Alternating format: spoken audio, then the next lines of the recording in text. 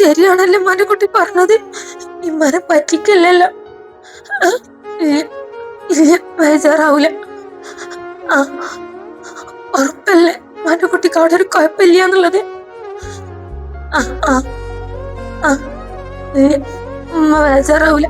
ആ ആ, ഇജ്ജാന്നുണ്ടെങ്കിൽ 2-3 ദിവസമായിട്ട് കണ്ട് വിളിക്കണം. വിളിച്ചും ചെയ്തില്ല. ഇമ്മ കൊറേ നോക്കിയിരുന്നു. ഇമ്മക്കാണെങ്കിൽ അങ്ങോട്ട് വിളിക്കാനും അറിയില്ല. കുട്ടികളെ അടിക്കാലും പിടിക്കണം. ഞാൻ 2 പ്രാവശ്യം കുട്ടികളെ കൊണ്ട് എനിക്ക് വിളിപ്പിച്ച് അപ്പിച്ച് ഫോൺ എടുത്തും ചെയ്തില്ല.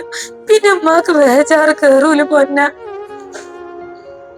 ആ ശരി, ആ ആയിക്കോട്ടെ, നമ്മാട്ടി പണിയെടുത്തോ.